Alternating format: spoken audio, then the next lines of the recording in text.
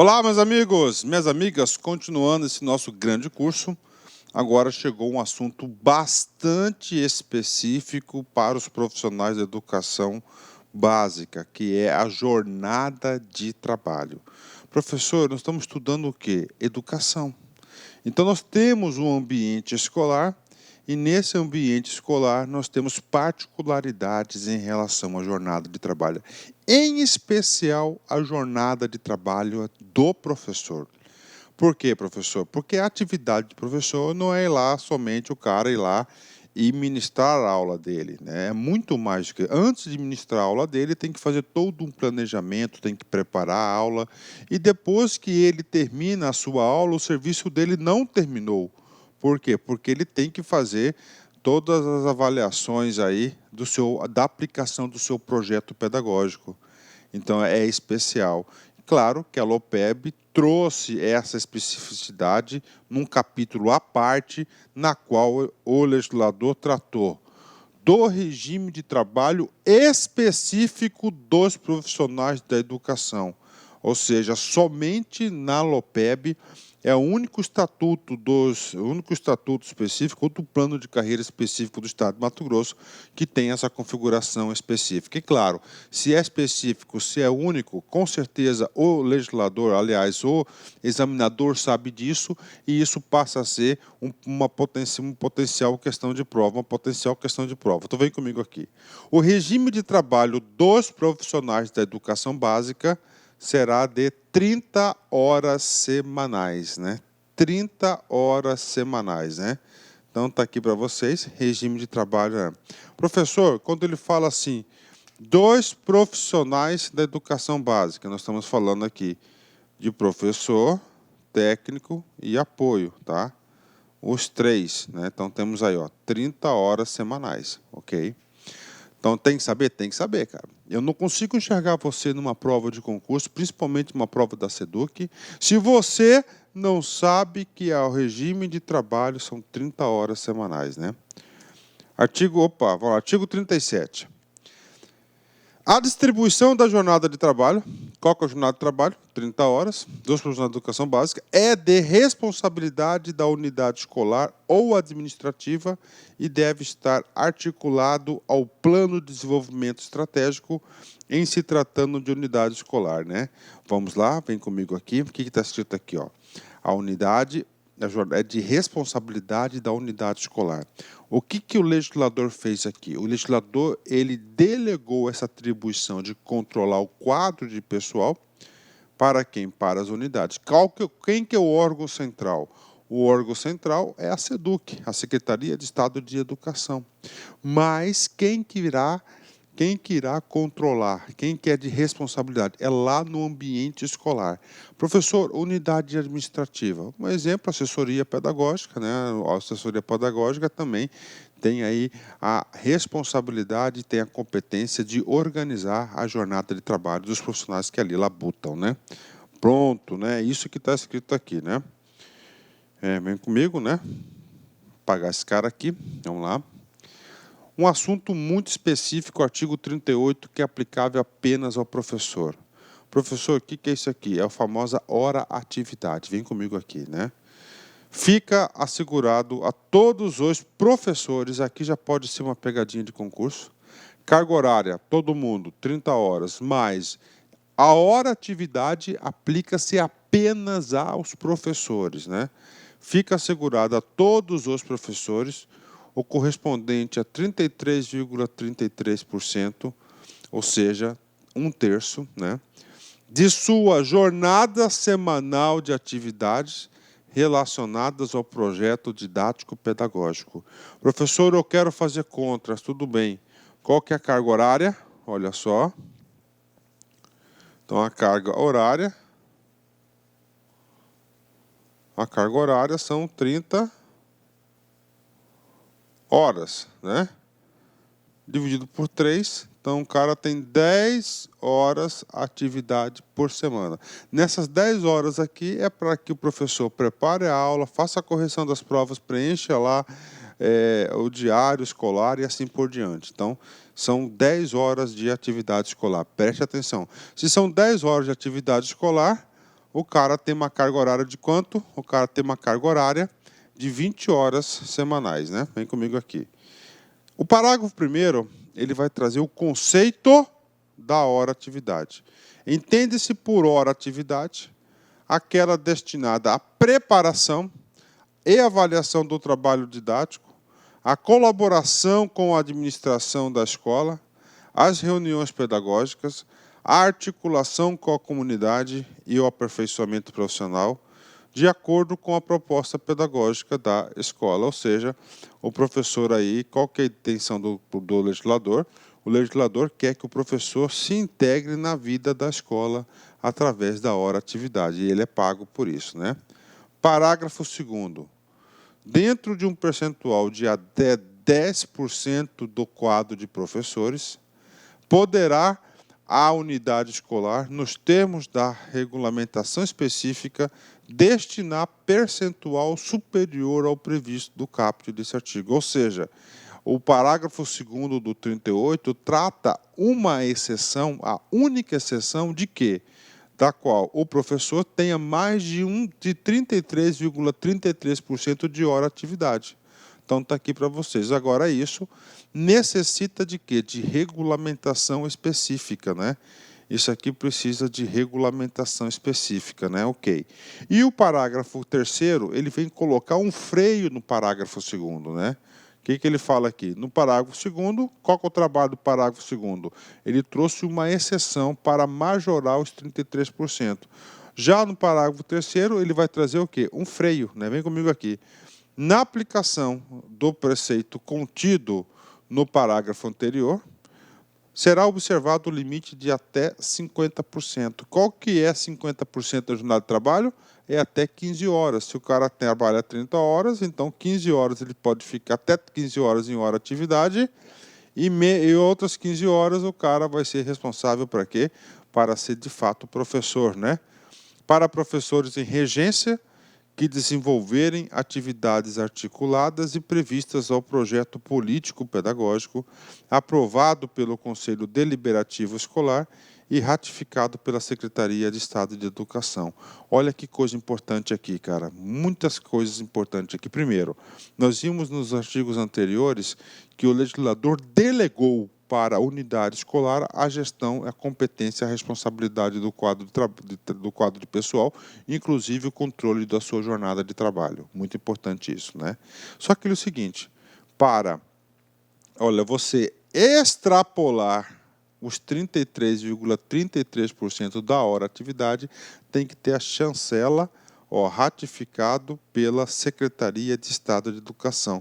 Então tem que ter o projeto político-pedagógico da escola, né? Esse projeto político da escola tem que ser aprovado no Conselho Deliberativo Escolar. Toda escola tem um conselho, tá certo? Depois de aprovado nesse conselho, tem que passar pela Secretaria de Estado de Educação. Aí eu falo para vocês de minha experiência. Vamos ver o próximo aqui. Tá, eu vou falar para vocês aqui. Vou falar da minha experiência. Como eu fui superintendente de gestão de pessoas da SEDUC, né? Então, o que acontece? Né? Para que isso aqui? Senão a escola vai começar a inventar aí dezenas de projetos pedagógicos para tirar o professor da sala de aula. Estou dizendo isso porque isso acontece, né? Por exemplo, quando eu era o superintendente, eu tinha autonomia para aprovar esses projetos, né? Então, passava pela minha mão, eu tenho uma responsabilidade pública, no caso, né? Meu compromisso era com o Estado, era com a educação, era com as nossas crianças, para ter o melhor. Então, eu lembro muito bem que uma vez passou um projeto na minha mão, um projeto muito interessante, um projeto muito legal, que era referente, tá, à capoeira nas escolas, né? Então, esse era um projeto de capoeira, um projeto de impacto social muito grande, muito legal, muito interessante isso. E o professor, claro, eu aprovei na época lá, né? Então, isso aí foi um projeto desses aí, muito importantes, né? Ok? Então, acontece, né? Nós estamos tirando o professor da sala de aula para desenvolver esses projetos pedagógicos da hora atividade maior, né? São considerados requisitos básicos para a distribuição referida no parágrafo anterior, né? Ou seja, a exceção da hora atividade. Vamos lá, primeiro. A apresentação de um projeto individual, olha aí, né? ou coletivo de natureza científica ou cultural ou de função pedagógica sintonizado com o projeto político-pedagógico da escola. E no caso lá passaram vários projetos pela minha mão, mas um deles que eu me lembro, né, foi esse projeto aí da capoeira, né? Só para vocês se situarem, eu fui superintendente dos anos 2004 e 2005, tá? Ok, né? 2. Impedimento de outro vínculo empregatício, público ou privado. Então, o cara não pode ter outra atividade, né? 3. Apresentação periódica para a apreciação ou aprovação aprovação da equipe técnica pedagógica de relatório descritivo e analítico dos resultados parciais alcançados de forma a garantir a continuidade da execução do projeto. Realização de pesquisas e participação em grupos de estudo ou de trabalho conforme projeto político-pedagógico. Então, essas aqui são algumas coisas, os requisitos, né? Parágrafo 5º. As demais condições e normas de implantação e avaliação da hora-atividade serão definidas e em regulamentação específica por comissão paritária entre Secretaria de Estado de Educação e o sindicato da categoria. Então, tá certo, o sindicato e a secretaria vão regulamentar isso através de uma comissão que vai definir uma proposta, uma regulamentação específica, né?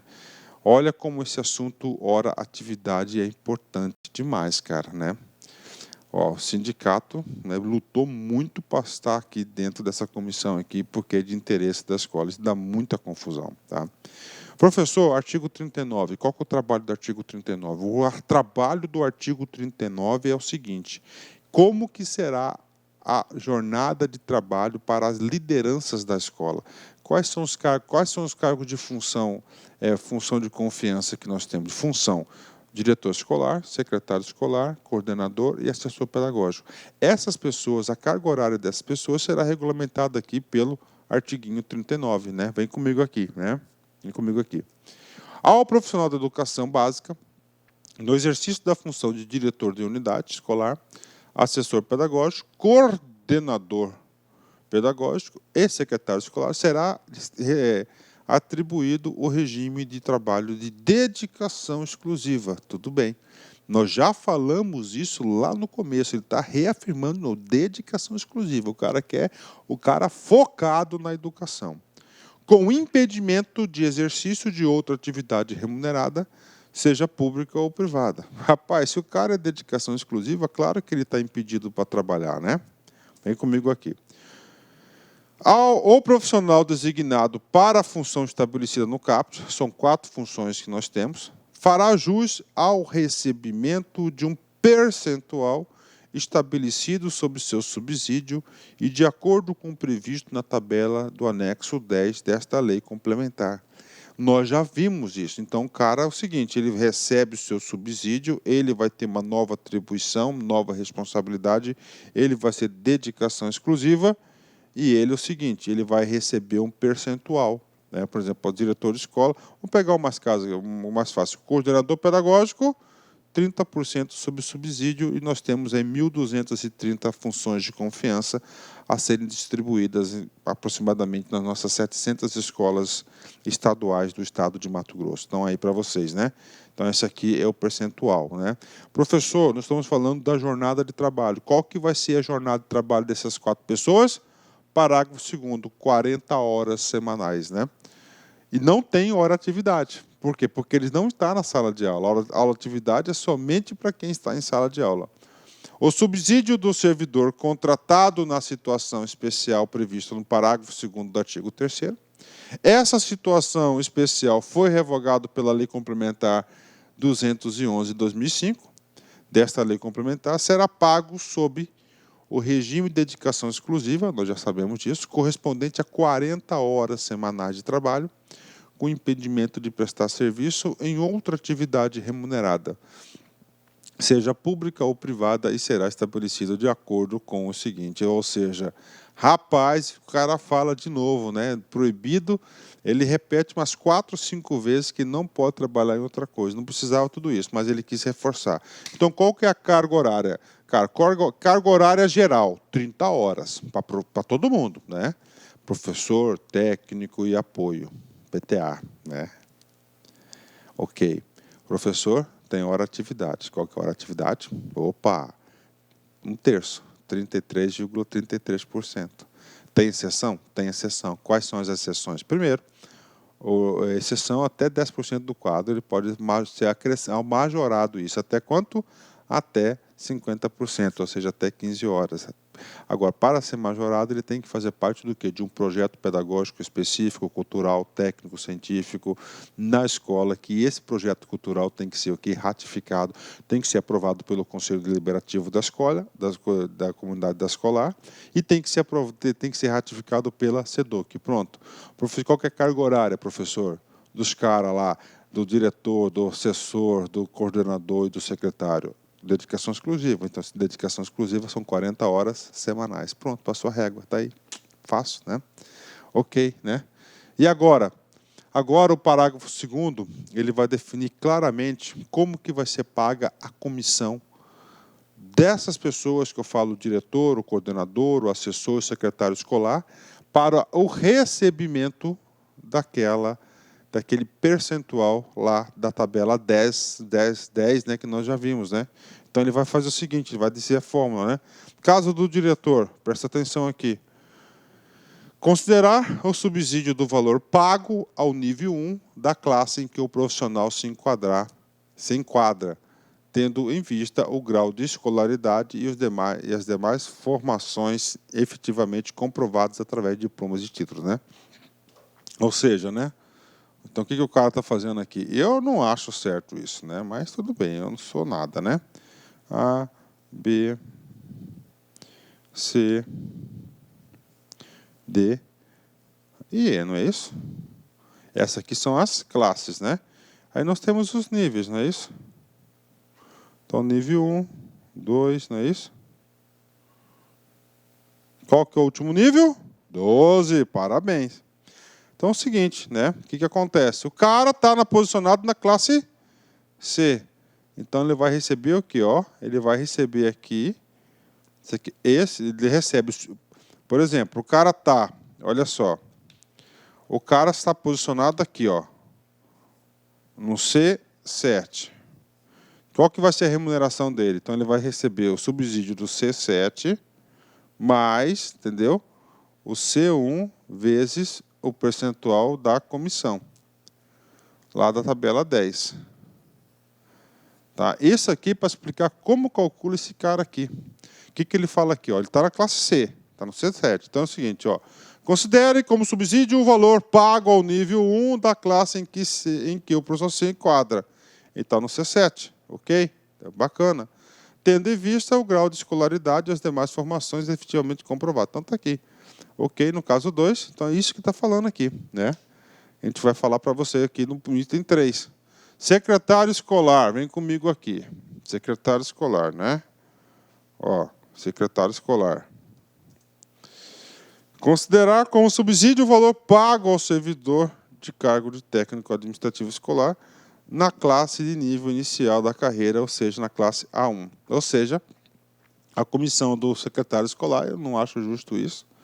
Eu acho que tinha seu percentual onde o cara 50%, o cara está no C7, ele vai ganhar um percentual sobre o C7. Aqui está falando que o secretário escolar vai receber um percentual sobre o A1. Né? Onde está escrito isso? Inciso 3º. Deve ser acrescido um subsídio estabelecido de acordo com o disposto no inciso 1 e 2, ok, deste parágrafo, o percentual estabelecido na tabela do anexo 10 desta lei complementar. Voltando aqui, vamos para o anexo 10, aqui, anexo 10 aqui, né? Cadê o secretário? Está aqui, a escola até 300. Então, ele vai ganhar 17,60% sobre o A1 dele. Eu não acho justo. Devia ganhar 17,60% sobre o nível e classe que ele esteja posicionado. E esse mesmo critério é em todos aqui. Lembra que o professor ele vai ganhar um percentual da primeira nível da classe na qual ele se encontra posicionado. Isso que está escrito aí, né? Pronto, né? Puxa vida, professor, esse cara aí você tem que saber, né? Tá? Tem que saber, vem comigo aqui. Parágrafo 3º, né? Não haverá designação para a função de assessor pedagógico no município onde existir apenas uma escola da rede pública estadual de ensino, cabendo ao diretor da unidade escolar acumular as atribuições do assessor pedagógico, né? Então, o município só tem uma escola estadual, não tem assessor pedagógico. Quem que vai ser o assessor vai ser o diretor que vai acumular. Tá? Ele vai acumular as funções, né? 4. Nos municípios onde houver mais de um assessor pedagógico, o número de escolas sob a sua responsabilidade será definida pela média entre as escolas públicas estaduais do município e o número de assessores previsto no quadro de correspondência, né? O que acontece? Tem municípios que têm mais de um assessor pedagógico. E aí cada assessor pedagógico fica responsável pelo quê? O número de escola, né? Professor, como é que eu vou saber isso? Ah, tem 10 escolas, professor. Só que tem uma escola, professor, vamos por 10 escolas, né? Tem uma escola que tem 800 alunos. E as 9 outras escolas, cada uma tem 100. Então não pode, você tem que fazer uma média, né? Isso que está calculando a fórmula para não dar problema, cara. Tudo dá problema, você tem que saber, tem que ser preventivo, né? Aí vamos lá, qual que é a média? Vem comigo aqui. Uma escola não tem direito a assessor pedagógico. De 2 a 10 escolas, você vai ter um cara. De 11 a 20, 2 assessores. De 21 a 30, vamos ser justos e honestos nesse momento, 3 assessoras. De 31 a 40, 4 assessoras.